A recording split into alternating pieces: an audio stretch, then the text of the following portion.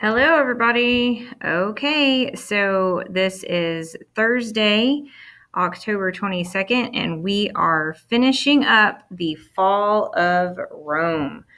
So, this is the last time you will see a video lesson from me in regards to this unit. Tomorrow, I'm going to be posting for all of you online learners the virtual version of the WebQuest that everyone is doing. The in-person students are also going to be doing the WebQuest over the Fall of Rome. If you are a pre-AP student, y'all are going to be working on a project for the next few days.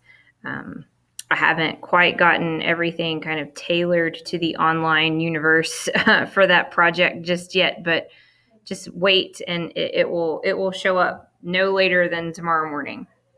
But here we go for Fall of Rome. So your bell ringer today is, what did the Edict of Milan do? And the answer is, of course, that it proclaimed official tolerance of Christianity throughout the Roman Empire. So yay, like no more Christian persecution, no more human candlesticks. And so how does this equate to the fall of Rome? Well, again, anytime you have a fall of an empire, there is never one single explanation for it. It's so much more complicated than that. But if you were to be asked, or if just the general person with a general knowledge base were to be asked, why did Rome fall? Their typical answer is, well, barbarians sacked the city. And whilst that is true, you do have the barbarian Odoacer come in and proclaim himself king of Italy in 476 AD. He could not have been able to do that if Rome was strong and truly doing well. So it's a little bit more complicated than just like barbarians sack the city. And Christianity plays a part in that. It completely changes the culture of Rome. If Christians look at others with love and forgiveness and treat others the way you wish to be treated, and don't be sinful and all of these things. And this is pretty contradictory to the Roman culture of conquer, enslave, kill for fun in the Colosseums as entertainment. So just even that shift culturally, due to the widespread conversion to Christianity, is a big part of Rome's decline. You can't be this hardcore, conquering, brutal, enslaving nation if all of your people are now Christians. Now, of course, this will be contradicted later by many, many European kings, but, just culturally speaking, it shifts things. So here's the deal. In the 200s, Rome almost fell. It was plagued by civil war, invasion, actual plague. For example, as it says there in the parentheses, there were 22 emperors in 49 years. I can't remember how many of them were assassinated, but I mean, like, there were a lot. I want to say the number's like 14 of them were assassinated. I mean, it was crazy. And the only reason why it didn't fall in the 200s is because of Diocletian and Constantine. So these two emperors brought in a lot of reforms that helped stabilize Rome and kind of limped it along for a little bit longer, obviously until 476. And whilst all of the stuff on this chart is important, increase the size of the army, increase size of civil service, set wage and price controls, the main thing I want you guys to hone in on is when Constantine established Constantinople as the capital city of Eastern Rome. Okay, so Rome is basically going to get split into Western Rome and Eastern Rome. And again, Constantine is going to move the capital city from Rome to Constantinople. And so if you have the emperor of Rome in Constantinople and no longer in Rome, you can imagine the amount of people that are going to move. and the amount of resources that are going to shift to that city instead of Rome. And, Constantinople was originally Byzantium, which we've talked about before. And it is an incredibly wealthy city because if you look on a map, which we're doing this in class, you'll need to pull up a map, online learners, of its modern day Istanbul, Turkey. It sits right there on the Bosphorus Strait in between the Black Sea and the Mediterranean Sea. And then it also sits in between Asia and Europe.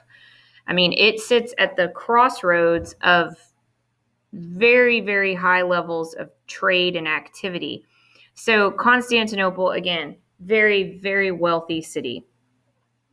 So when everything shifts to that, it leaves the West more open, for potential invasion. And that's what happens. And again, there's so much more to this that the web quest will also go over. The military, they had started using, this is what's kind of so funny, they had started using barbarians, which is just Germanic tribes and tribes in Europe that weren't Roman or Greek, as mercenaries within the Roman army.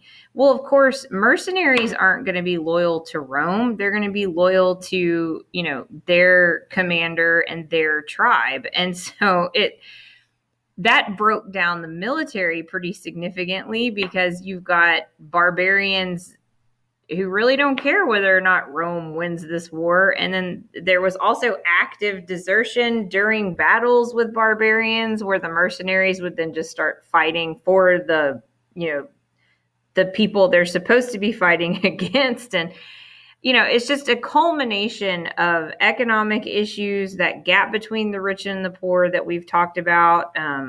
Again, the welfare programs, the amount of people that were living off of the Roman Empire's, welfare program, and then again, moving the capital from Rome to Constantinople, all of this just culminates into, yes, barbarians being able to come in and take over Rome in 476. So, however, Eastern Rome, there in purple, with the capital city in Constantinople, guys, it's going to continue on until the 1450s. All right. It will not fall actually until like 1453. And so Rome as a whole does not fall in 476. Western Rome falls in 476. Eastern Rome becomes the Byzantine Empire, which is our next unit. And again, it won't fall to the Ottomans until 1453. So there's no single explanation ever, as I said at the beginning, for the fall of great empires. Rome is no exception. This is just a slide that I put in so that you can see, all of the different things that were kind of working against Rome by the time, that they're no more in the West. It got too big. Again, the increasing use of slaves put Romans out of work. Inflation was really bad. They weren't collecting their taxes because they weren't managing the empire well, because you had bad leadership, corruption, plagues kept happening, and disease made things worse. The military was not structured correctly anymore, and it was getting smaller and weaker. And so all of this leads to, again, invasion and conquer by 476 in Rome, on the Italian peninsula, again, not to the east in Constantinople. So this crash course video is great because not only does it talk about the fall of Rome, but it goes into the Byzantine Empire and talks about Justinian and Theodora, and talks about the Roman Catholic Church versus the Eastern Orthodox Church. And I know you're like, Miss Latham, what are you talking about? We haven't gone over any of that yet.